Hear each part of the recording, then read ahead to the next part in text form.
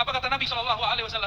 Ya, man kana yu'minu billahi wal yawmil akhir falyaqul khairan aw liyasmut. Ini hakikat maulid di situ. Orang bermaulid, tapi isinya kata-kata kotor, berhentiin itu maulid. Itu bukan maulid. Karena sahibul maulid Sayyidina Muhammad SAW mengatakan, siapa yang iman kepada Allah hari akhir, iman kepadaku maksudnya, maka katakan yang baik. Khairan itu lebih dari kata baik bahasa Indonesia. Khairan, kata pilihan yang tepat. Kalau tidak, diam. Ini senang kan orang tengkar di TV? Ya, dipotong lagi sama youtuber-youtubernya. Mereka urusannya pengen dapat viewer. Tapi yang kotor siapa? Bapak Ibu, jangan dikira kotoran itu cuma yang dimakan. Apa yang didengar, apa yang dilihat, jika itu buruk, maka itu kotoran masuk. Bedanya, kalau makan, kotorannya masuk pencernaan. Kalau pandangan, kotorannya masuk kolbu. Pendengaran, kotorannya masuk kolbu. Beda perjuangan dalam urusan masalah Yaman, masalah Gaza, masalah apa. Nggak usah ngomong kasar. Perbedaan manhaj itu biasa. Beda aswaja, salafi, jemaah tabligh, sufi. Nggak ada masalah. Yang penting jangan ngomong. Kita nggak ada urusan kok. Masuk Islamnya nggak ada paksaan, apalagi menjadi seorang ahlu sunnah. Apalagi untuk menjadi seorang yang berthariqat, bertasawuf. Nggak ada paksaan. Kita nggak maksa-maksa orang. Cuma kalau ingin membuat orang ikut kita, terus menghujat orang, itu bukan ajaran Nabi Muhammad SAW. La yu'minu ahadukum. Nabi ancam loh itu. Kamu nggak beriman. Kecuali kamu mengatakan yang baik. Atau diam. Jadi indikator iman orang sempurna apa? Kata-kata dia baik. Sekarang kata-kata itu diterjemahkan lewat jari-jari. Jadi status, betul? Coba yang hari ini sudah komentar di sosial media, jujur, ya, nggak usah pakai hati aja deh, ya. Yang udah komentarnya hari ini baik atau buruk? Jawab di hati ya. Apa arti mencitrakan diri? Menunjukkan diri kita baik di hadapan siapa? Di hadapan Allah SWT. Saya mau tanya Bapak Ibu, Allah pernah tidur nggak? Pernah ketiduran nggak? Serius? Kalau bapak-bapak ini pernah tidur nggak? Atau saya balik dari pertanyaannya, pernah nggak tidur nggak? Sehari semalam? Paling cuma satu di antara 1000 orang. Pernah nggak tidur nggak? 10 hari? Atau nggak usah 10 hari, semalam suntuk nggak tidur, kerjaannya beramal, pernah nggak? Paling buka handphone juga. Katanya sibuk tapi buka handphone, ya betul. Katanya sibuk tapi balesin WA. Untuk ke makhluk tidak sibuk, kepada Allah sibuk. Begitu sama Allah. Sayyidina Umar, kenapa beliau ngirim membagikan gandum kalau kita beras malam hari? Orang tidur semua. Itu fuqara masakin yang disebut mustahik, orang yang berhak mendapat zakat, itu semua lagi tidur, beliau kirim. Kenapa Sayyidina Umar gak perlu pencitraan? Kenapa? Karena dia meyakini di saat semua makhluk tidur, Allahku, Tuhanku tidak pernah tidur. Jadi kalau mau berbuat baik, nunggu orang gak? Nunggu orang? Gak usah nunggu orang. Gak usah nunggu orang lihat. Ya? Nah ini perlu ditiru oleh pemimpin siapapun. Ya? Tenang, siapa yang maju, udah ditentukan Allah. Belum langit bumi dicipta, sudah ditulis apa kata Allah. Allah ciptakan namanya Lauh Mahfuz dan Al-Qalam. Apa kata Allah kepada Al-Qalam? Al-Qalam, qalam itu pena, tapi ini pena nur. Apa kata Allah? Wahai qalam, uktub. Tulislah. Lalu sang Al-Qalam bertanya, hadis Imam Tirmizi, apa yang akan aku tulis ya Rabb? Tulislah Bismillahirrahmanirrahim. Lalu apa lagi? Ditulislah takdir semua makhluk. Kita duduk malam hari ini di Masjid As-Su'ada, betul ya? Semoga semua yang ada di sini orang-orang yang su'ada. Su'ada fid dunya wal akhirah. Apa arti su'ada? Berbahagia. Bismillahirrahmanirrahim. Mari untuk baginda yang selalu merisaukan kita, mengkhawatirkan kita kirimkan surat cinta kepadanya, suratul Fatihah. A'udzubillahi iyyaka na'budu wa iyyaka nasta'in shiratal mustaqim. Ghairil maghdubi 'alaihim waladdallin. Nyampe nggak Fatihahnya? Yakin nggak? Beneran? Kalau ada orang bilang nggak sampai, mungkin karena dia nggak lihat. Kalau nggak lihat, tanya sama ulama yang tahu ilmunya. Nggak usah ulama aswaja, kalangan Ahlus Sunnah, Asy'ariyah, Maturidiyah, Syafi'iyah. Tanya sama orang yang bukan Syafi'i. Seperti Syekh Ibnu Taimiyah, Imam Salafi. Tahu Imam Salafi? Kita kan nggak berantem mereka. Mereka aja yang membid'ahkan maulid. Kita kan nggak pernah ya, membid'ahkan kajian mereka. Ada yang membid'ahkan pengajian? Nggak ada. Maka kita juga nggak mau dibidah-bidahin maulid kita. Syekh Ibnu Taimiyah dan muridnya Ibnu Qayyim. Ada lagi murid-murid yang lain masih banyak. Mereka sepakat mengatakan bahwa membaca Quran atau contohnya Al-Fatihah sampai kepada orang yang kita tuju, baik dia hidup ataupun mati. Wabil khusus yang sudah wafat. Kalau nggak percaya, Bapak Ibu yang bisa bahasa Arab cari kitab Ar-Ruh. Oh, kabar gembiranya, kitab itu sudah diterjemah. Di situ kata Ibnu Qayyim, ini yang ngarang kitab Ar-Ruh siapa? Ini yang bikin saya tetap jadi aswaja. Nggak pindah-pindah manhaj saya. Kenapa? Imam Ibnu Qayyim mengatakan, saya sebutkan di sini beberapa dalil saja. Saya hitung 29 dalil bahwa amal orang hidup sampai ke orang yang sudah wafat. Berapa dalil yang dia sebutkan? Ini imam siapa? Bukan Imam Syafi'i loh, bukan Syafi'iyah, bukan Imam NU, bukan Imam Muhammadiyah, bukan Habaib juga, itu bukan. Yang berkata siapa? Syekhul Islam Ibnu Qayyim. Ibnu Qayyim. Sering lihat di tepi jalan nggak ada tulisan Tibbun Nabawi? Sering lihat? Itu diambil dari judul kitab beliau, Tibbun Nabawi. Mungkin nanti bakal ada nanti klinik Ar-Ruh gitu. Tempatnya nanti orang rukyah-rukyah nanti kali ya. Jadi Imam Ibnu Qayyim pun yang dia bukan aswajanya, beda sama kita, meyakini bahwa bacaan Fatihah sampai. Jadi kalau kirim Fatihah ke Nabi sampai, orang tua sampai, sampai. Tapi kalau ada orang nggak yakin boleh nggak? Boleh, cuma ente beda sama semua ulama. Lalu saya dibisikin kawan, oh Imam Syafi'i nggak percaya itu sampai. Itu keliru. Imam Syafi'i tidak pernah menolak amal orang hidup sampai kepada orang mati. Tapi ada kabar bahwa beliau tidak mengatakan itu, cuma disalah pahami. Baik, jadi kalau mau pengajian, biasakan baca suratul Fatihah. Kalau orang baca Fatihah, Bapak Ibu, semua yang ada di Quran itu ada di Fatihah. Kalau baca kulhu, sepertiga Quran, maknanya ada di dalam kul wallahu ahad. Apa kata Nabi Muhammad SAW kepada istrinya, Ummul Mukminin Aisyah? Wahai Aisyah, sanggupkah kamu sebelum tidur khatam Quran? Kata Sayyidah Aisyah, mana mungkin wahai baginda? Lalu Nabi SAW mengatakan, maukah kamu aku ajarkan? Lalu Sayyidah Aisyah, tentu. Qul huwallahu ahad sulusul Quran. Membaca surat Qulhu Al-Ikhlas itu sama dengan sepertiga. Bacalah 3 kali sebelum tidur, sama dengan khatam sebelum tidur. Mau malam ini baca ya sebelum tidur, baca Qulhu 3 kali. Rasakan Pak, nanti tidur lebih nikmat. Tidur itu jangan lagi sibuk makan handphone, jangan sibuk lagi nonton YouTube, walaupun YouTube saya yang ditonton atau ustadz satu lagi. Tapi kalau mau tidur, karena tidur itu saudara mati, khawatir nggak bangun-bangun, maka sebelum tidur peganglah surat Qulhu, pegangnya pakai kolbu, baca Bismillahirrahmanirrahim, Qul huwallahu ahad sampai akhir.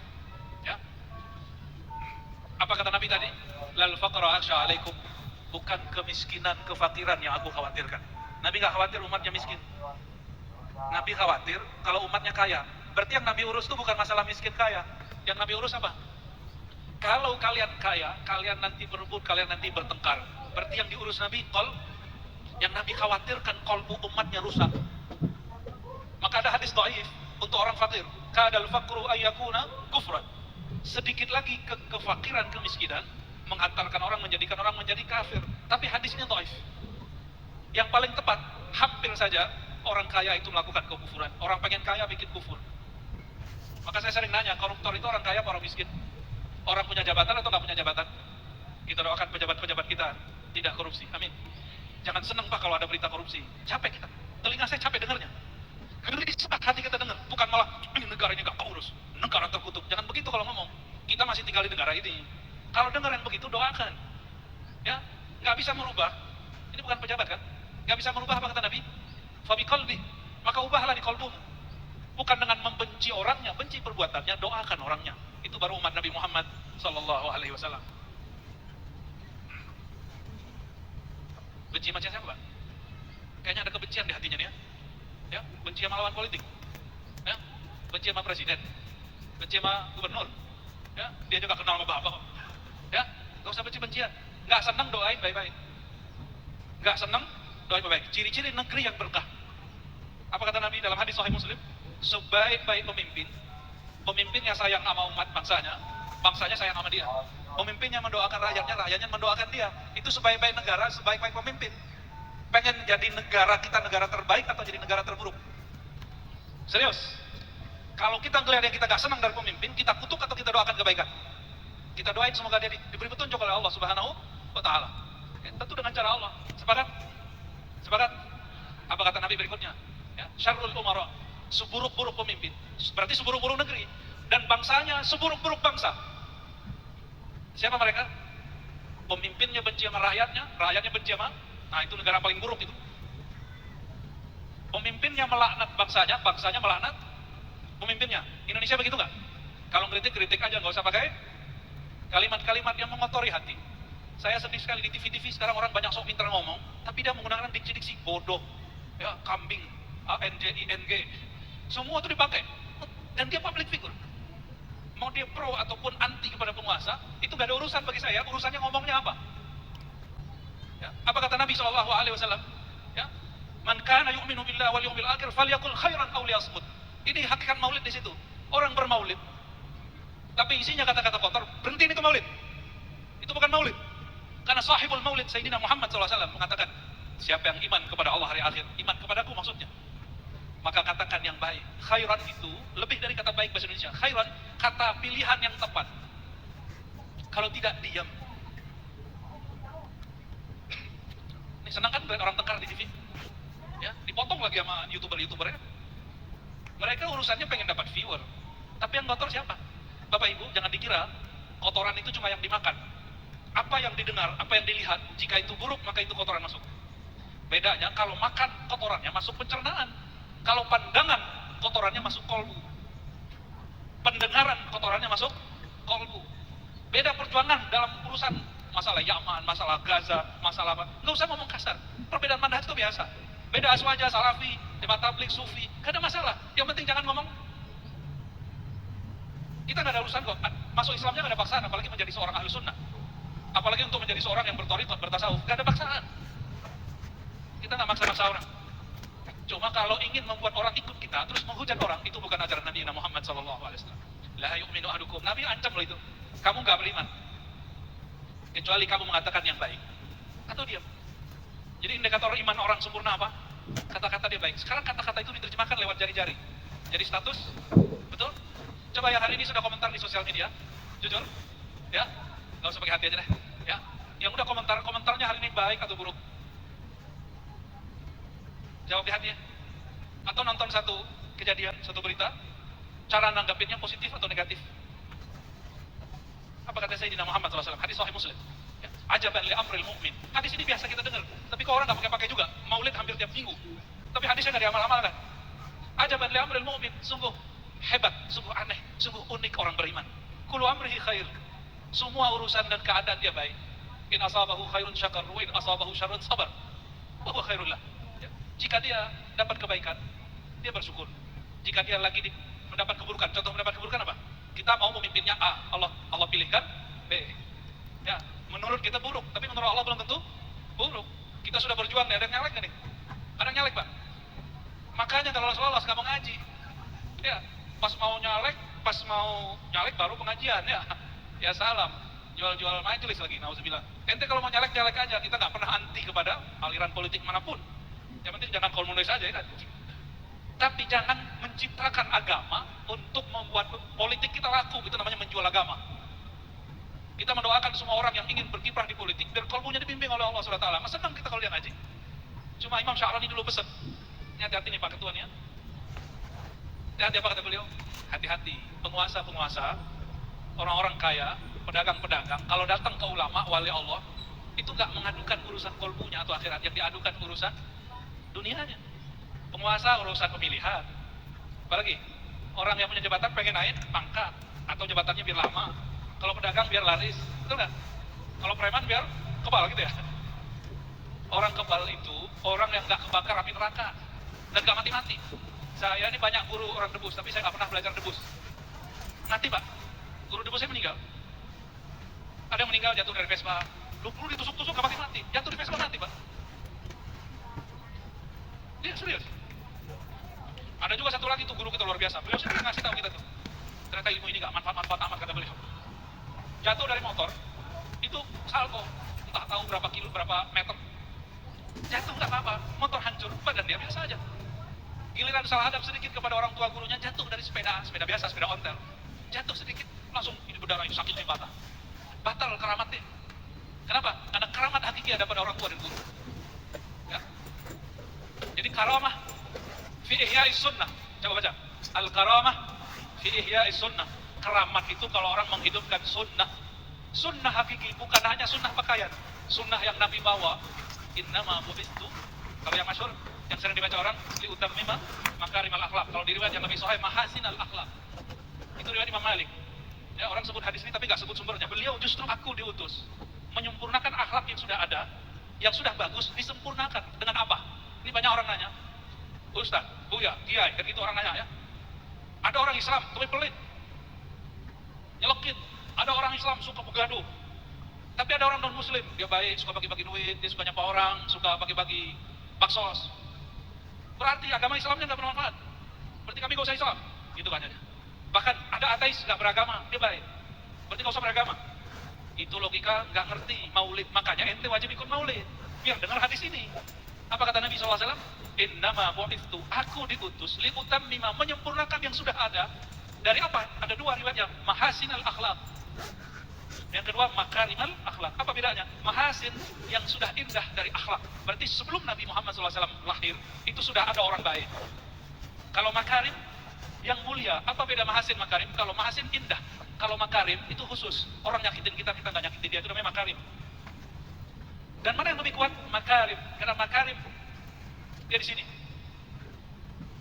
Jadi perbedaan akhlak Nabi, orang yang mengikuti nur kenabian Nabi Muhammad SAW dengan orang yang tidak beragama, apa bedanya?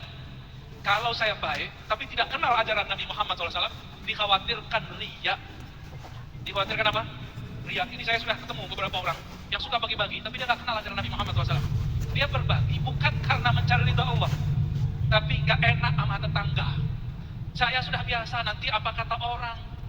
Itu orang soleh itu. Soleh di agama lain, atau dia nggak beragama, saya nggak tahu dia agamanya apa. Jadi apa yang disebut Nabi menyempurnakan akhlak? Orang tadi berbuat baik, ingin mencari simpati makhluk. Kalau Nabi SAW ingin mencari simpati Khalik Allah Subhanahu wa Ta'ala, berbuat baik karena dipandang Allah, bukan karena dipandang makhluk. Itu yang berbeda dari ajaran Nabi Muhammad SAW.